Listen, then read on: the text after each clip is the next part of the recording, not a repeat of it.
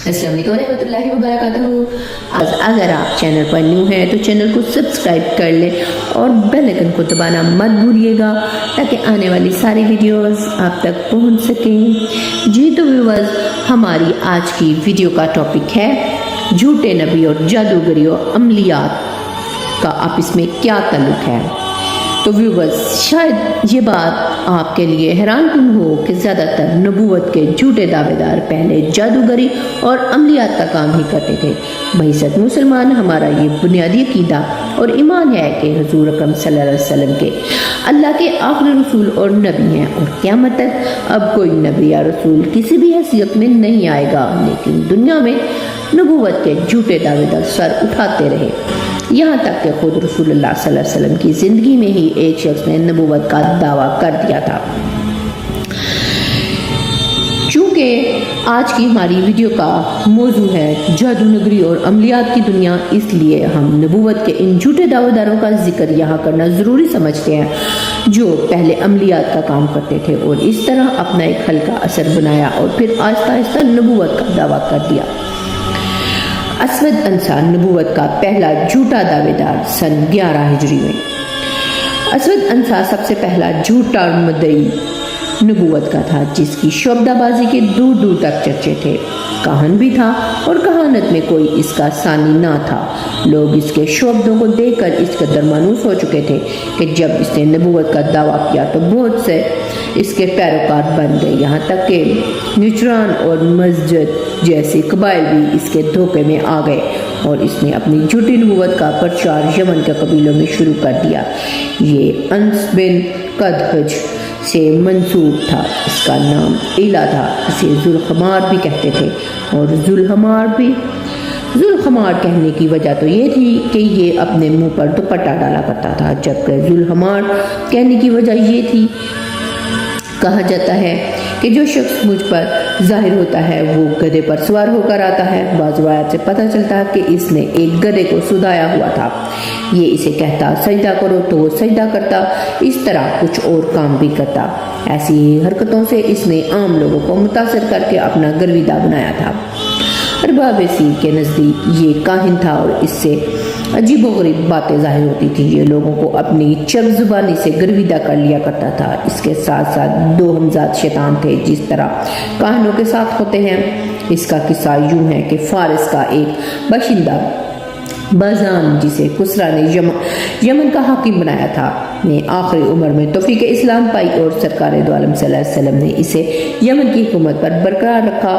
اس کی وفات کے بعد حکومت یمن کو تقسیم کر کے کچھ اس کے بیٹے شہر بن بازان کو دی اور کچھ ابو موسیٰ اشعری رضی اللہ تعالیٰ عنہ کو اور حضرت معاذ بن جبل رضی اللہ تعالیٰ عنہ کو مرحمت فرمائی۔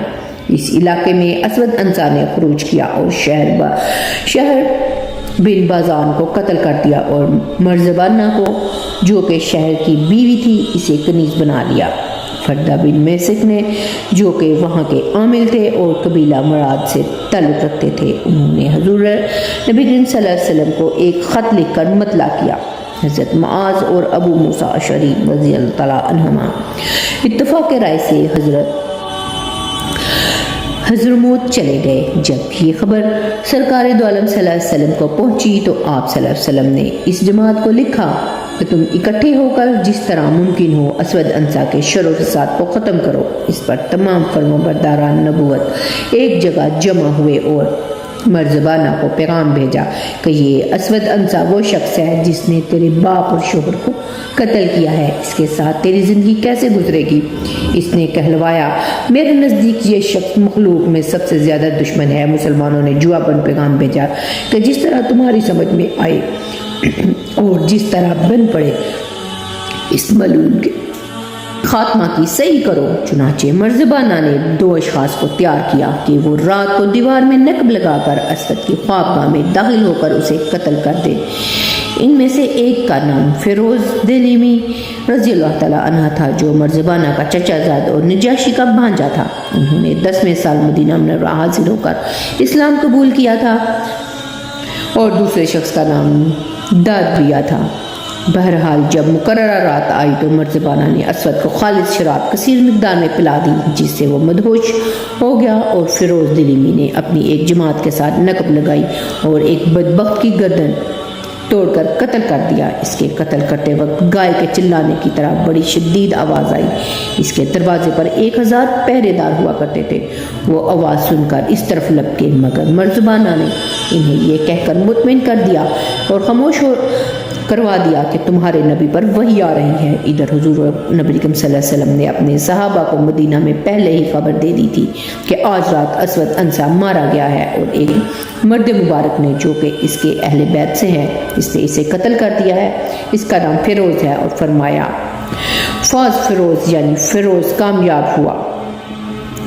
مسلمہ بن کذاب فتح مکہ کے بعد پورے عرب سے مختلف قبائل وفود کی شکل میں حضور نبی کریم صلی اللہ علیہ وسلم کی خدمت میں حاضر ہو کر اسلام قبول کر رہے تھے۔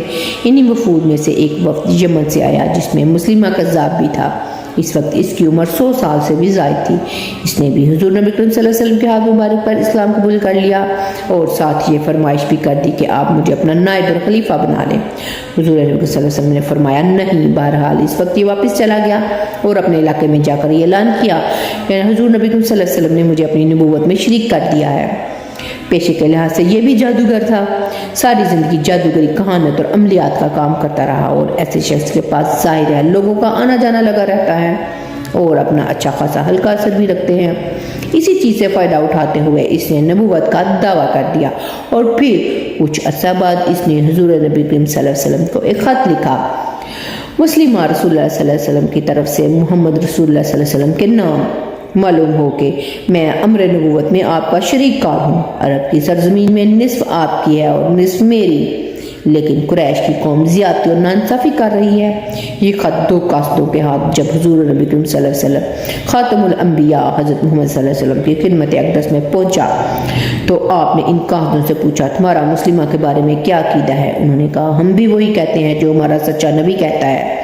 اس پر حضرت صلی اللہ علیہ وسلم نے فرمایا اگر قاصد کا قتل جائز ہوتا تو میں تم دونوں کو قتل کرا دیتا۔ خاتم المرسلین سید الانبیاء صلی اللہ علیہ وآلہ وسلم نے جواب میں مسلمہ کو لکھا بسم اللہ الرحمن الرحیم من جانب محمد رسول اللہ صلی اللہ علیہ وآلہ وسلم بنام مسلمہ کذاب۔ اسلام اس شخص پر جو ہدایت کی پیروی کرے، اس کے بعد معلوم ہو کہ زمین اللہ کی ہے، اپنے بندوں میں سے جس کو چاہتا ہے اس کا مالک بنا دیتا ہے، اور عاقبت کی کامیابی متقیوں کے لیے ہے۔ حضرت صلی اللہ علیہ وسلم کی حیات مبارکہ میں یہ مسئلہ کسی نہ کسی طرح چلتا رہا، مگر آپ صلی اللہ علیہ وسلم کے وصال پاتے ہی مسلمہ کذاب نے لوگوں کو اپنے دین اور جھوٹی نبوت کی طرف راغب کرنے کے لیے ایک ایسے عامیانہ اور رندانہ مسلک کی بنیاد ڈالی جو عین انسان کے نفس امارہ کی خواہشات کے مطابق تھا۔ چنانچہ اس نے شراب حلال کر دی، زنا کو مباح کر دیا، نکاح بغیر گواہوں کے جائز کر دیا، ختنہ کرنا حرام قرار پایا، ماہ رمضان کے روزے اڑا دیے، فجر و عشاء کی نماز معاف کر دی، قبلہ کی طرف منہ کرنا ضروری نہیں، سنتیں ختم، صرف فرض نماز پڑھی جائے۔ اس کے علاوہ اور بہت سی خرافات اس نے اپنی خود ساختہ شریعت میں جاری کی۔ چونکہ یہ سب باتیں انسانی نفس امارہ کے عین مطابق تھی، اس لیے کم عقل لوگ اس پر ایمان لانے لگے۔ اس کا اثر یہ ہوا کہ ہر طرف فواہشات اور عیش و عشرت کے شرارے بلند ہونے لگے، اور پورا علاقہ فسق و فجور کا گہوارہ بن گیا۔ جھوٹے نبی کے معجزات اور کمالات کیا تھے؟ ایک مرتبہ ایک شخص کے باغات کی شادابی کی دعا کی تو درخت بالکل سوکھ گئے۔ کنویں کا پانی بڑھانے کے لیے مسلمہ نے اپنا آب دہن ڈالا تو کنویں کا پانی اور نیچے چلا گیا اور کنواں سوکھ گیا۔ بچوں کے سر پر برکت کے لیے ہاتھ پھیرا تو بچے گنجے ہو گئے۔ ایک اشوب چشم پر اپنا لاب دہن لگایا تو وہ بالکل اندھا ہو گیا۔ بکری کے تھن پر ہاتھ پھیرا تو اس کا سارا دودھ خشک ہو گیا اور تھن سکڑ گئے۔ بہرحال خلیفہ اول حضرت ابوبکر صدیق رضی اللہ تعالیٰ عنہ نے اپنے دور میں اس کی سرکوبی کے لیے مختلف لشکر بھیجے۔ ایک آدھ بار ناکامی بھی ہوئی۔ بالآخر حضرت خالد بن ولید اور دیگر کئی صحابہ مسلمانوں کے 13,000 کے لشکر نے مسلمہ کذاب کے 40,000 کے لشکر کا مقابلہ کیا اور شکست دی۔ حضرت وحشی رضی اللہ تعالیٰ عنہ نے اپنے نیزے سے نشانہ لگا کر مسلمہ کا قصہ تمام کیا۔ اس جنگ میں دیگر بہت سارے صحابہ سمیت حضرت عمر بن خطاب رضی اللہ تعالیٰ عنہ کے بھائی زید بن خطاب بھی شہید ہوئے۔ تقریباً 600 مسلمان شہید اور 21,000 کافر قتل ہوئے۔ صباح بنت حارث یہ عورت اپنے زمانے کی مشہور کائنہ تھی اور عملیات کا کام کرتی تھی۔ نہایت فصیحہ و بلیغہ اور بلند حوصلہ عورت تھی۔ مذہباً عیسائی تھی۔ ایک دن اس نے سوچا مسلمہ کذاب جیسا 100 سالہ بوڑھا نبوت کا دعویٰ کر کے بااقتدار بن گیا تو مجھے بھی اپنی خوبیوں سے فائدہ اٹھانا چاہیے۔ جیسے ہی اس نے سید المرسلین صلی اللہ علیہ وآلہ وسلم کے وصال کی خبر سنی تو دعویٰ نبوت کر دیا۔ چونکہ جناتی طاقت اور تحریر و تقریر کے فن پر اس کو عبور حاصل تھا، لہذا اس نے بہت جلد بنی تغلب اور بنی تمیم کے بڑے بڑے سرداروں کو اپنا ہم نوا بنا لیا۔ جب صباح کی طاقت بڑھ گئی تو اس نے ایک رات تمام معتقدین سرداروں کو بلا کر یمن پر حملے کی تیاری کا حکم دیا۔ جب صباح کا لشکر یمن کی طرف روانہ ہوا جہاں مسلمہ کذاب پہلے سے اپنی جھوٹی نبوت کی دکان کھولے بیٹھا تھا، ادھر مسلمہ کذاب کو جب صباح کے حملے کی خبر ملی تو وہ سخت پریشان ہوا، کیونکہ اس کو معلوم تھا کہ صباح بہت ہوشیار اور حوصلہ مند عورت ہے۔ اس لیے اس نے کمال مکاری کا مظاہرہ کرتے ہوئے انتہائی قیمتی تحائف کے ساتھ راستے میں ہی صباح بنت حارث سے ملاقات کی اور اسے اپنے جال میں پھانس لیا، اور ان دونوں نے 3 دن تک مسلمہ کذاب کے خیمے میں اپنی نبوت پر بحث و مباحث کے دوران درد و عیش کے دور گزارنے کے بعد نکاح کر لیا۔ جب 3 روز بعد صباح نے اپنے معتقدین کو مسلمہ کذاب کے نبی برحق ہونے اور نکاح کی خبر سنائی تو بڑے بڑے سردار اس سے ناراض ہو کر الگ ہونے لگے، اور دیکھتے ہی دیکھتے صباح بنت حارث اکیلی رہ گئی اور خاموشی سے اپنی قبیلے میں بنی تغلب میں زندگی گزارنی شروع کر دی۔ جب حضرت امیر معاویہ رضی اللہ تعالیٰ عنہ کے زمانے میں 1 سال قحط پڑا تو انہوں نے بنی تغلب کو بصرہ میں آباد کر لیا۔ صباح بن حارث بھی ان کے ساتھ یہاں آباد ہو گئی اور توبہ استغفار کر کے دوبارہ مسلمان ہو گئی۔ انتہائی دینداری، پرہیزگاری اور ایمانی کیفیت میں ان کا انتقال ہوا۔ بصرہ کے حاکم اور صحابی رسول سمرہ بن جندب رضی اللہ تعالیٰ عنہ نے ان کی نماز جنازہ پڑھائی۔ حارث کذاب دمشقی: جو شخص بھوکا رہے، کم سوئے، کم بولے اور نفس کشی اختیار کر لے، اس سے بعض دفعہ ایسے افعال صادر ہو جاتے ہیں جو دوسروں سے نہیں ہو سکتے۔ ایسے لوگ اہل اللہ میں سے ہوں تو ان کے ایسے فعل کو کرامت کہتے ہیں، اور اگر اہل کفر یا گمراہ ہوں تو ان کے ایسے فعل کو استدراج کہتے ہیں۔ حارث کذاب بھی اپنی ریاضت و مجاہدات اور نفس کشی کی بدولت ایسے افعال کرتا تھا۔ مثلا یہ لوگوں کو کہتا کہ آؤ میں تمہیں دمشق کے فرشتوں سے کو جاتے ہوئے دکھاؤں، چنانچہ حاضرین محسوس کرتے کہ نہایت حسین و جمیل فرشتے بصورت انسان گھوڑوں پر سوار جا رہے ہیں۔ یہ لوگوں کو موسم سرما میں گرمیوں کے اور گرمیوں میں موسم سرما کے پھل کھلاتا۔ اس کے گمراہ کن افعال اور شعبدوں کی شہرت آس پاس پھیل گئی اور اس بدبخت نے بھی نبی ہونے کا دعویٰ کر دیا۔ خلق خدا کو گمراہ ہوتے ہوئے دیکھ کر ایک دمشقی رئیس قاسم بن بخیرہ اس کے پاس آئے اور دریافت کیا کہ تم کس چیز کے دعوے دار ہو؟ حارث بولا میں اللہ کا نبی ہوں۔ اس پر قاسم نے کہا اے دشمن خدا، تو بالکل جھوٹا ہے۔ حضرت خاتم المرسلین کے بعد نبوت کا دروازہ ہمیشہ کے لیے بند ہو چکا ہے، یہ کہہ کر قاسم سیدھا خلیفہ وقت عبد المالک بن مروان کے پاس گئے اور سارا ماجرا سنایا۔ عبد المالک نے حارث کو گرفتار کر کے دربار میں پیش کرنے کا حکم دیا، لیکن اس دوران وہ بیت المقدس کی جانب فرار ہو چکا تھا، اور وہاں پہنچ کر اس نے اعلانیہ اپنی جھوٹی نبوت کا آغاز کر دیا۔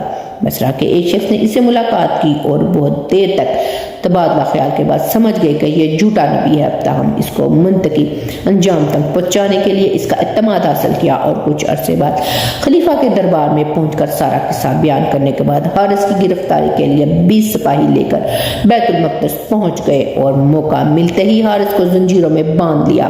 بیت المقدس سے بصرہ تک راستے میں حارث نے شیطانی طاقتوں کے ذریعے 3 سے زائد بار اپنی زنجیریں کھلوائیں، مگر یہ شخص جس نے گرفتار کیا تھا وہ کسی طور مروب نہیں ہوئے اور جھوٹے نبی کو خلیفہ کے دربار میں پیش کر دیا۔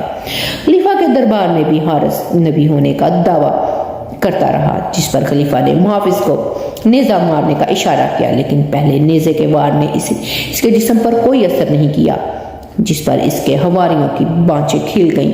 پھر خلیفہ عبد المالک نے محافظ سے کہا کہ بسم اللہ پڑھ کر نیزہ مارو۔ اس نے بسم اللہ پڑھ کر نیزہ مارا تو وہ حارث کے جسم کے پار ہو گیا، اور یوں یہ جھوٹا نبی بھی اپنے انجام کو پہنچا۔ حارث کی شیطانی کرامات کچھ یوں تھیں۔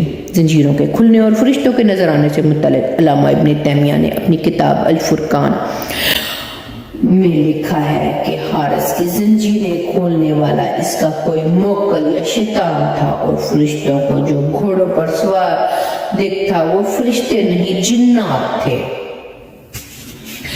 جی تو بس کیسی لگی آپ کو آج کی ویڈیو؟ کمنٹس میں ضرور بتائیے گا۔ ملتے ہیں نیکسٹ ویڈیو میں کسی اچھے سے ٹاپک کے ساتھ، تب تک کے لیے اجازت دیں۔